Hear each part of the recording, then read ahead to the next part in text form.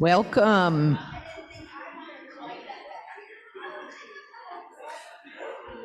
Welcome, everyone. There's lots of activity today. Good morning to those who are gathered here in the sanctuary on Rugby Road and to all who are joining us online today. As we come together for worship, we begin with a musical prelude from Scott DeVeaux and John Dirth.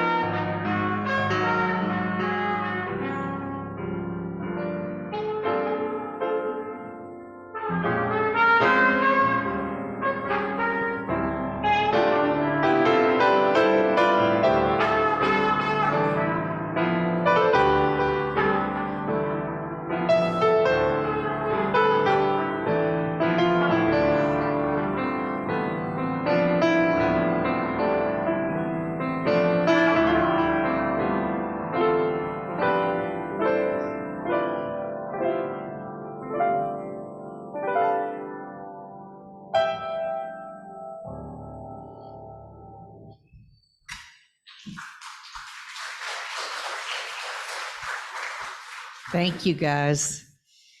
Welcome to the UU Congregation of Charlottesville. My name is Mary Beth Wiley, and I'm delighted to be leading worship this morning with our guest minister, Reverend Adam Lawrence Dyer. Reverend Dyer is a UU minister who is currently working on a PhD in religious studies at UVA.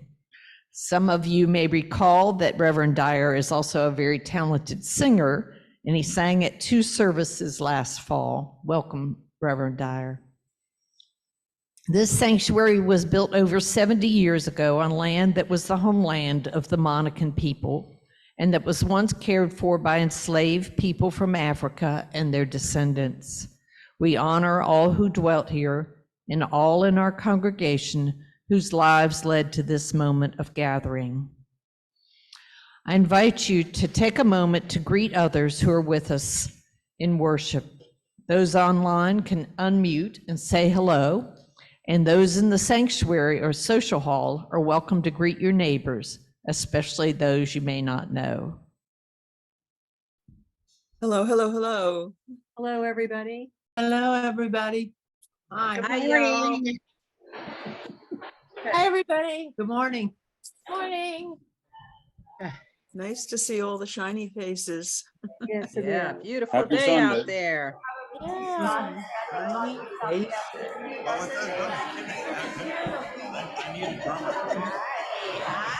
How's that big boy, Kelsey?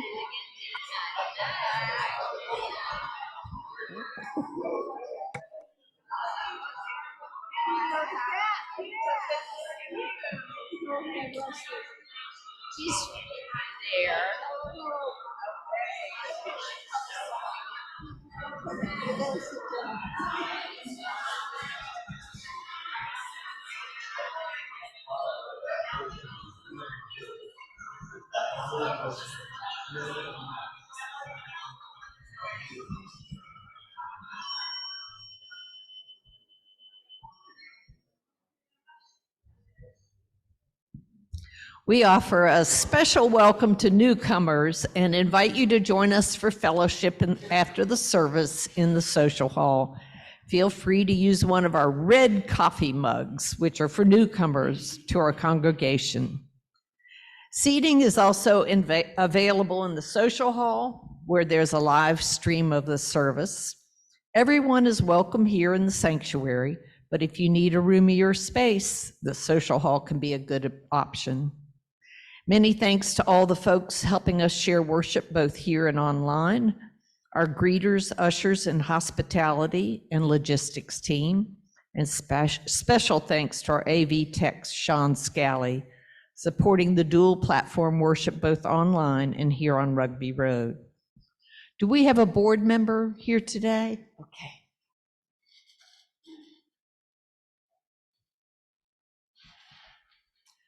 Pam McIntyre is going to talk to us. Good morning. Now that we have our mission statement, this month the board had some time to start thinking about our strategic plan. We are forming a strategic plan task force in September. The board listened to the UU minister, Reverend Cecilia Kingman's talk, Reflections of Fascism Without and Within. You can find the link to the talk through my July report on our website if you're interested. We thought about all the things that UUCville does to make the world a better place. We thought about the ways in which we try to help with problems that result from upstream causes. We thought about the upstream problems that cause so many problems in our community. We asked ourselves, what is it that UU brings to the world? Does UU have a unique message or perspective that we could bring to the upstream problems in our community? What can UUCville bring to the larger Charlottesville community that is explicitly based in UU principles and values? Each of us had different perspectives on these questions. As always, we had an enlightening conversation. I look forward to having these discussions with all of you. I'm very grateful that we have each other. It brings me hope. Thank you. Thank you, Pam.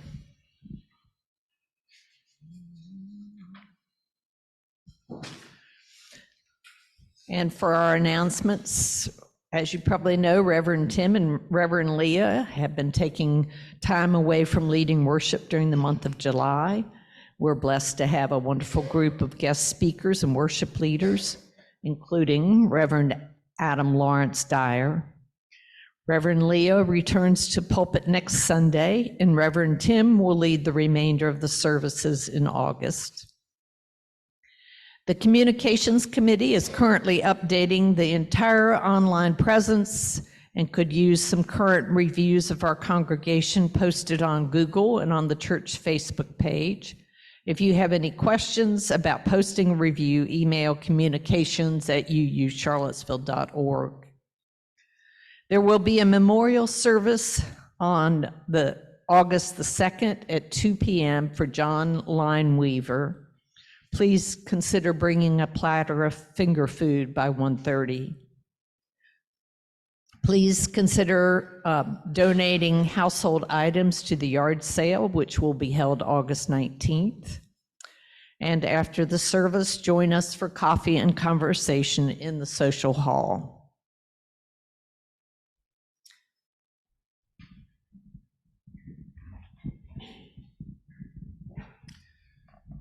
Good morning. It is a pleasure to be back here at UUCville and to share a message with you.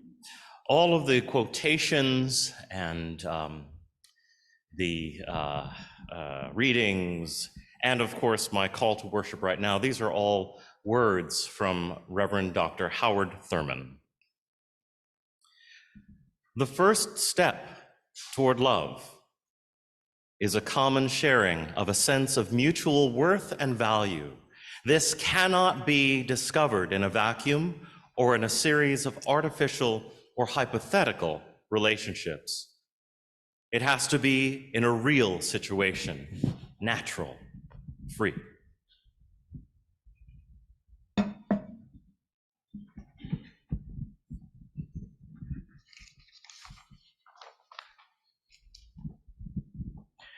Reverend Dyer, as Reverend Dyer lights the flame of our chalice this morning, I offer these words from Gandhi, who simply says, "We gather this hour of people of faith with joys and sorrows, gifts and needs. We light this beacon of hope, sign of our quest for truth and meaning in celebration of the life we share together." Let's do the hand motions. We light this chalice to celebrate Unitarian Universalism. This is the church of open minds. This is the church of helping hands. This is a church of loving hearts. Please rise in body or spirit and join in singing hymn number 323, "Break Not the Circle."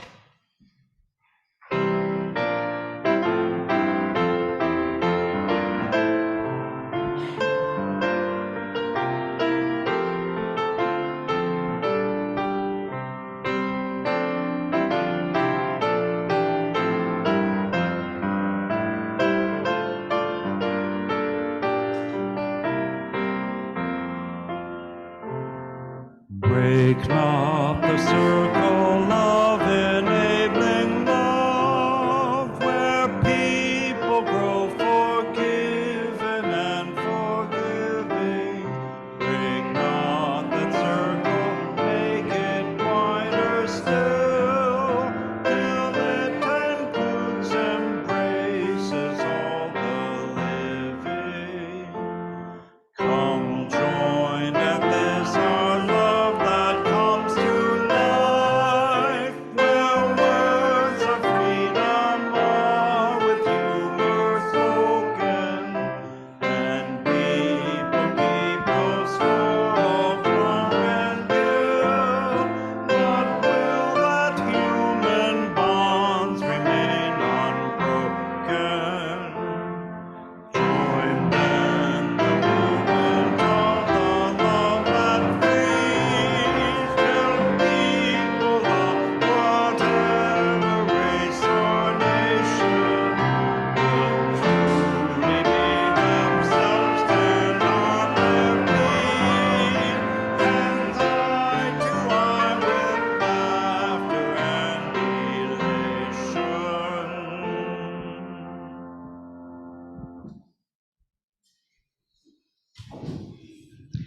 We are an interconnected community that cares for one another.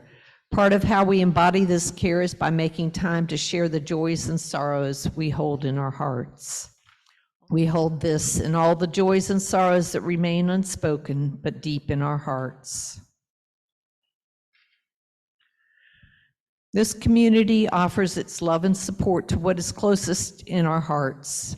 Another way we show our care for one another is in sharing our financial gifts with our community and our congregation.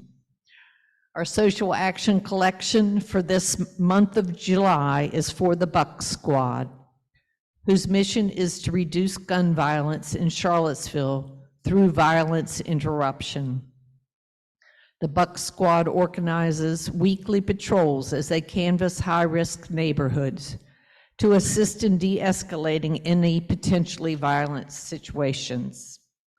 Sean, will you please show us the social action slide for giving for those who would like to make a donation right now? In addition to giving online, if you would like to give today with cash or check, please use the social action collection envelopes here in the sanctuary and place your offering in the collection plate. And no need to seal the envelopes. In addition to our social action collection, each week we invite everyone into the spiritual practice of generosity by giving to the ministry of our congregation. Through your pledges and with the weekly Sunday morning offering, together our financial gifts and support build the future of our congregation. This is our shared ministry. During the music that follows, you may choose to make your Sunday morning offering by using the text address or going to our website. Here in the sanctuary, you are invited to share not only your financial gifts, but also share the joys and sorrows in your hearts. Those online may put them in the chat box, and those of you in the sanctuary may come forward to place a stone in the water. You may leave us a note on the joy and sorrow paper provided on the credenza near the sanctuary doors.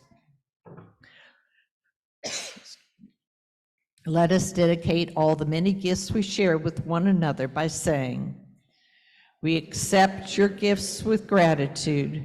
May we use them wisely for the highest good."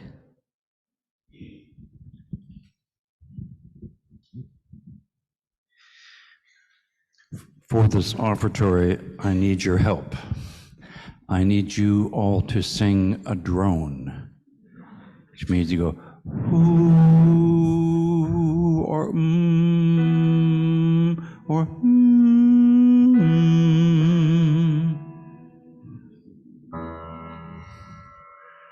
And keep it going. We need to have it nice and loud so that we have beautiful. Okay. I am the calm in the eye of the storm, come to center.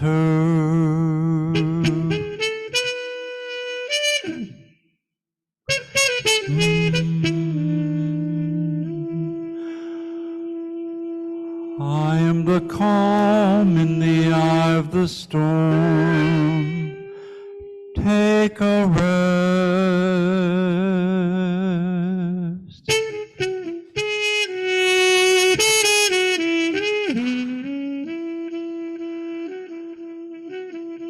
I am the calm in the eye of the storm, come to center.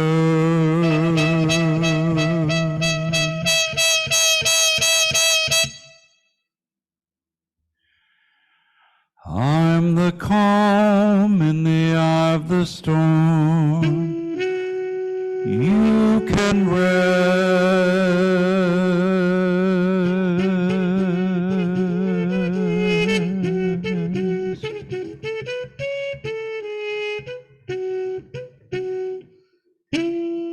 I'm the calm in the eye of the storm,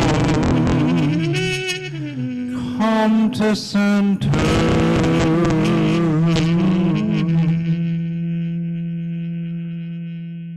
I I'm the calm in the eye of the storm.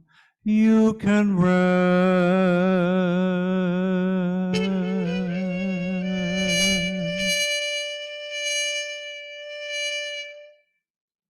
I am the calm.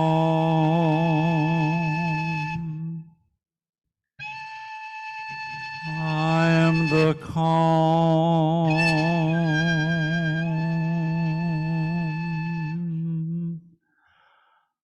I am the calm.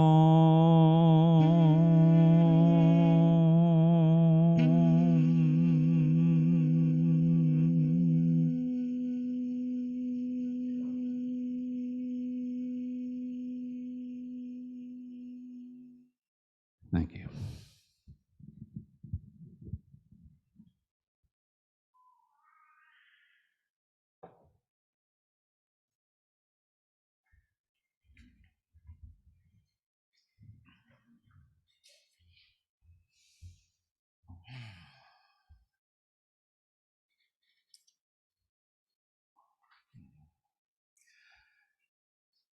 This reading are words Dr. Howard Thurman wrote about his project, the Fellowship Church, the Church for the Fellowship of All Peoples.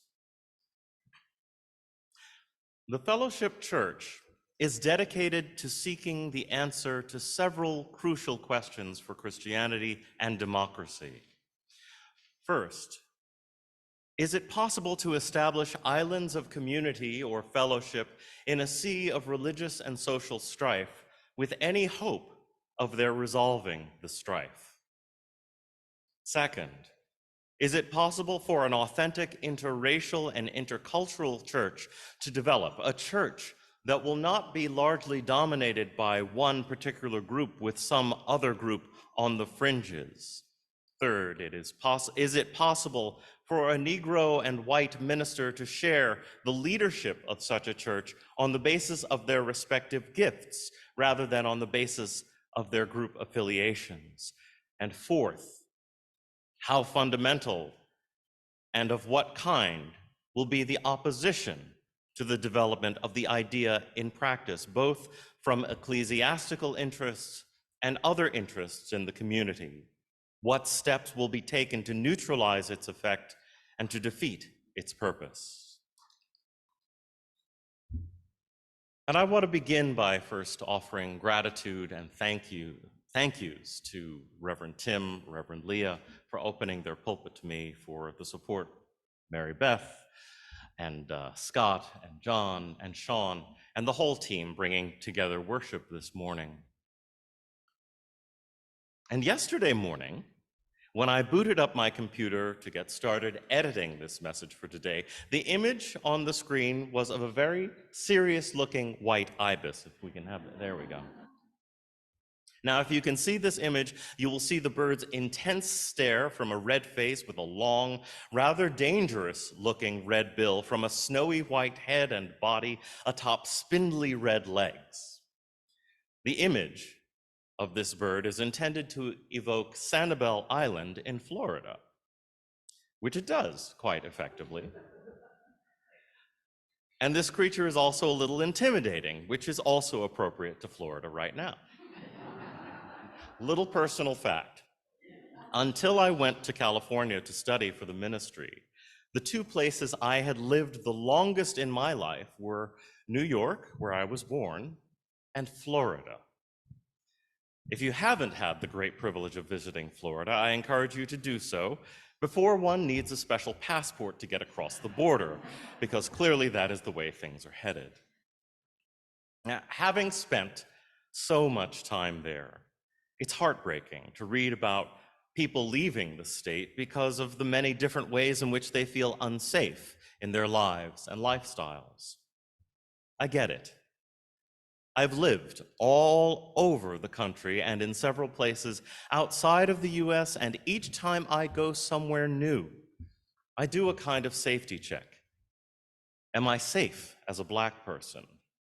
Am I safe as a gay person? And since the Bush years, am I safe as an American?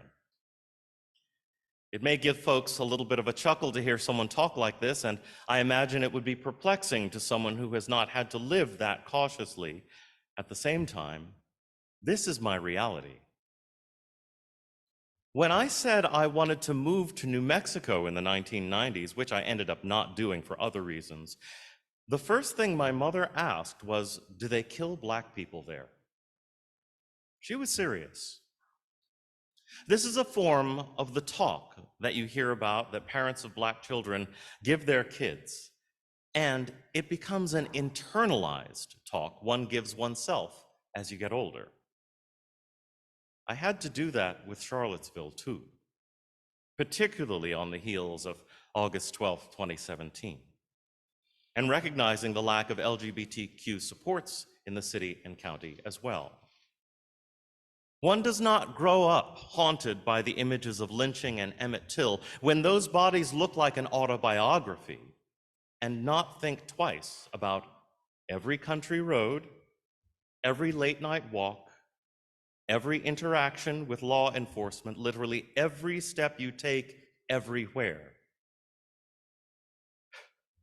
And having read them, I can guarantee you that heightened awareness and self-preservation are career skills from the legacy of slavery that definitely don't appear in the new Florida education standards for African American history.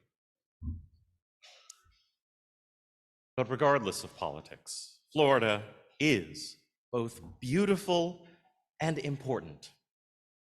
And not just for Mickey Mouse. Florida is the birthplace of Reverend Dr. Howard Thurman. Born in Daytona Beach, Florida in 1899, Dr. Thurman was, as you may know, one of the most influential theologians and religious thinkers of the 20th century. One of the reasons for his importance is that in 1946, he was part of founding the Church for the Fellowship of All Peoples in San Francisco. This church continues today, and its vibrant congregation carries on what they set out to do some 77 years ago: create a truly multiracial, multi-religious, multicultural community. I was blessed to be able to call the Church for the Fellowship of All Peoples my church home while I was in seminary. This was partly because my advisor from the Pacific School of Religion, the Reverend Dr. Dorsey Blake, is the co-lead minister, and it was a gathering place for the people I most admired and wanted to learn from and emulate in ministry. At Fellowship Church, Dr. Blake maintains the living legacy of Howard Thurman. Dr. Blake was close with Dr. Thurman's widow, Sue Bailey Thurman, and he is committed to carrying Dr. Thurman's work forward at the church and in his instruction at the Pacific School of Religion. When you look at the church body, which is comprised of equal parts old, young, trans, cisgender, gay, straight, Black, Asian, rich, poor, housed, unhoused, Christian, non-religious, one sees diversity that most UU churches aspire to. Above all, what I love about Fellowship's community is that it is not diverse for diversity's sake, but it is diverse because the people know each other, are part of one another's lives, care about each other, and authentically support each other, their beliefs, growth, and passions. They are in active and intentional relationship with each other. It's not just beloved community as a label, like a brand. It is community because it is actively and intentionally beloving. This was always Howard Thurman's goal. When Fellowship Church was started in the mid-1940s, there was no such thing as an intentionally integrated multi-faith church in the United States. The concept of the founders of the Fellowship Church was about the future that few could imagine at the time. Social segregation was the law in more than half of the country, and it was the silent assumption in the rest. Above all, religion was segregated everywhere you went. Religion is still segregated This is why I believe church as a thing today becomes less and less relevant from week to week. It doesn't look like the real world any of us lives in. For many, church has exposed an echo chamber of bigotry. But I will probably shock you and maybe even offend you a little when I say that it is not just conservative, racist bigotry that keeps people away from church, that it is sometimes liberal, holier-than-thou bigotry that believes it has magically done the work and is therefore better and exempt from continuing to try. When friends of mine resist coming with me to a UU church, this is what they tell me keeps them out. Regardless of black or white, conservative or liberal, if in the end it is culturally one-sided and disengaged from an ongoing exploration of itself in the context of a real and complex world, any church or spiritual community has constructed itself as a relic, destined to be left behind by true progress. Dr. Thurman knew this. As Unitarian Universalists, we talk about multiculturalism and anti-racism. We talk about them as goals, as arrival points, as destinations. Dr. Thurman calls on us to disregard linear thinking. He invites us to weave a world and be woven into it. In his words, Thurman literally tells us, if unifying experiences can be multiplied over an extended time interval, they will be able to restructure the entire fabric of the social context. Unitarian Universalists talk about it, they want it, and they have living examples. So why don't more Unitarian Universalists do it? I question if there is a critical mass of UUs willing to make the kind of sacrifice that is required. I question if UUs are seeking or being provided with the spiritual equipment to engage a journey like this. The tools needed are not part of a performative dismantling of white supremacy and quick feel-good results. The tools are about internally dismantling the ways in which many people in UU communities have learned to live and feel safe in the context of not just white supremacy, but also capitalism, individualism, privacy, privilege, and Western modernity in general. Dismantling hegemony, the assumptions of a dominant sameness, that's the long game that Howard Thurman was invested in. How on earth does one accompany those on the marathon of facing real oppression and struggle without ever leaving the comfort of their own front yard, physically or spiritually? So I challenge you all to ask yourselves, do you ever think about what your world looks like? How much does your day-to-day world look, sound, and act exactly like you? How cisgender is your world? How monocultural, monolingual, monopolitical? But this is not a zero-sum exercise. What is true for one cannot be expected to be true for another. The world experienced by my black gay skin cannot feel or look like the world in your white lesbian skin. And that is the point. We need to cultivate the reflexes that allow us to continually contextualize ourselves so that we avoid making assumptions about the sameness of the experiences of others. Doing this, we can put self-knowledge to work by not requiring others to hold those perspectives as well. Problems occur when subjective, self-centered, self-referential assumptions of sameness prevent us from meeting people where they are. assumptions and expectations of sameness create a flat, universalized equality, and they can never achieve a dynamic and authentically diverse equity. Several years ago, I developed a tool that may be useful to reflect on. It's part of a workshop that asks people what their worlds look like. It can be used for any identity, really, but it has been particularly useful when asking people to assess their world from a racial perspective. When I've used this line of questioning for predominantly white groups engaging in anti-racism, the question often becomes, how white is your world? Here are a few questions in the context of the racial context. How often do you interact with people who identify as different race from you? In what contexts do you interact with people who identify differently from you racially? How would you characterize most of your interactions with people who identify differently from you racially?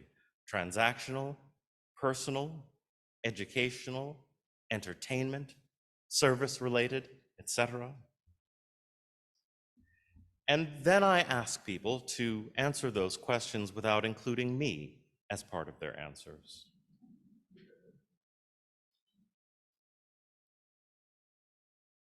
I want to be careful here in the context of a message about Dr. Thurman. I'm not here to do race work. The goal of Thurman is not about race. Dr. Howard Thurman was first and always a person of faith. A Christian, yes, but also a mystic, and one whose personal and ever-evolving faith allowed him to be in conversation with all faith, or none at all. My questions today are not about race. Inspired by Thurman, they are meant to ask you, how do you actually live your faith?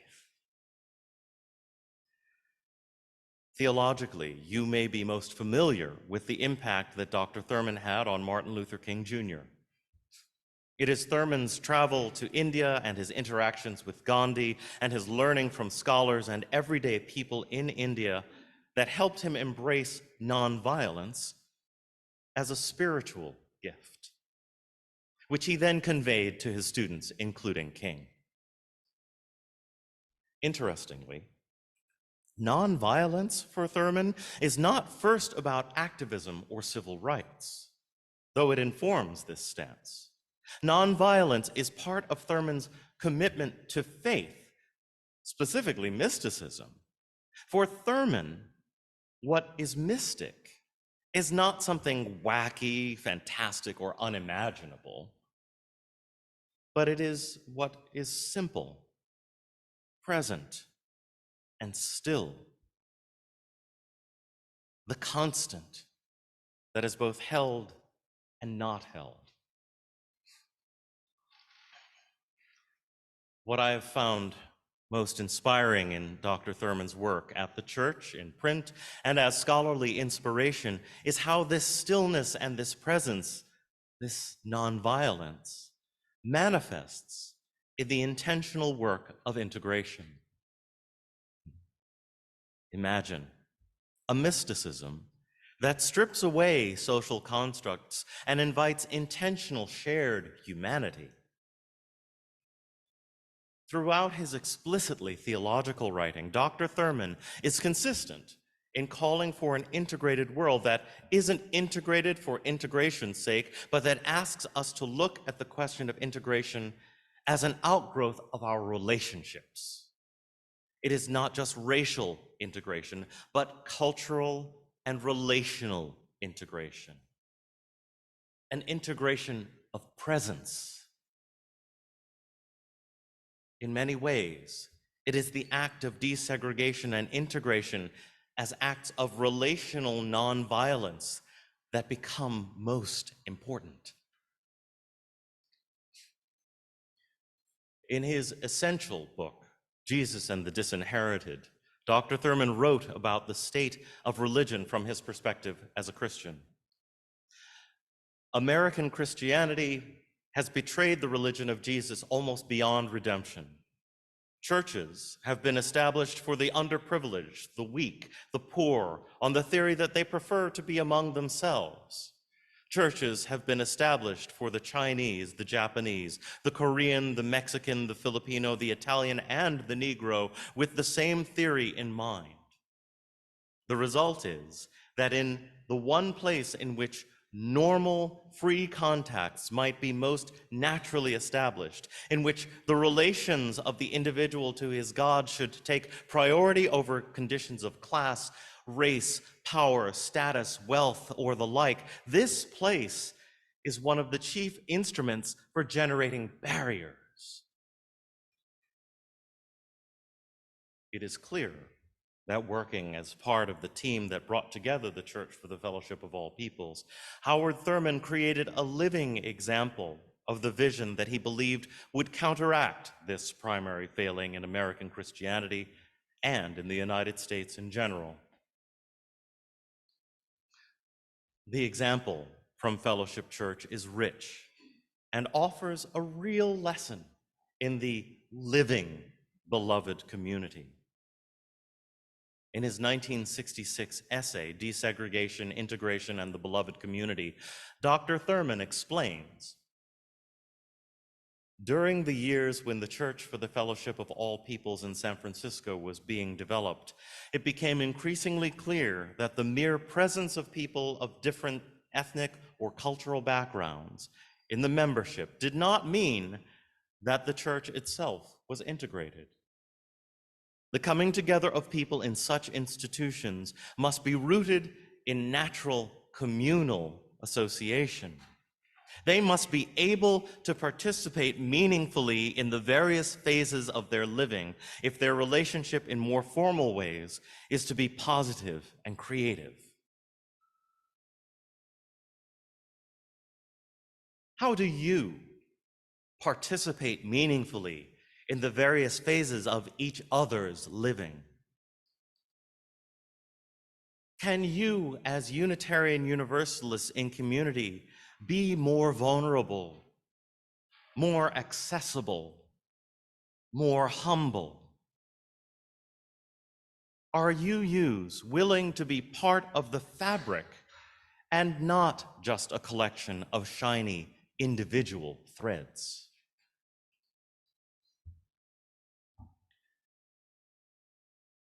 Dr. Thurman was first educated in Florida.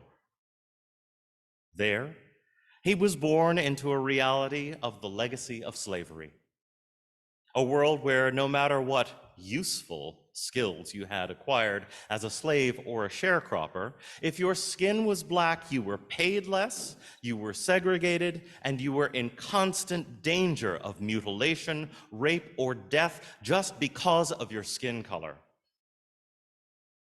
And against those odds, Dr. Thurman went on to complete his education, first at Morehouse and then at seminary in Rochester, New York.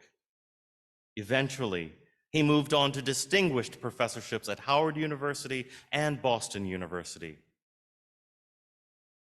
As the beneficiaries of all he acquired in his academic and spiritual pursuits, we receive Howard Thurman's legacy of inquiry, writing, insight, and thought, and it is still relevant 42 years after his death.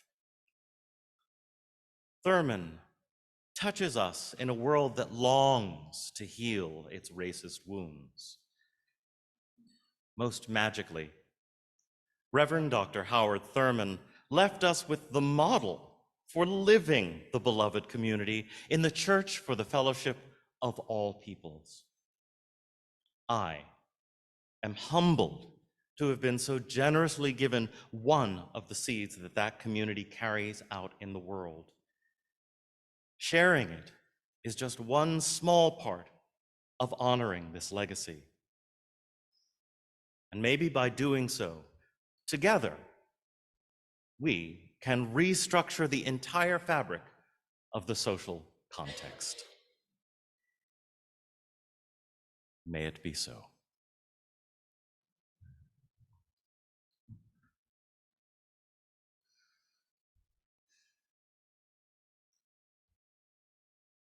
I invite you now to rise, in body or in spirit, to join us in singing hymn number 346 in the gray hymnal, words upstairs as well. Come sing a song with me.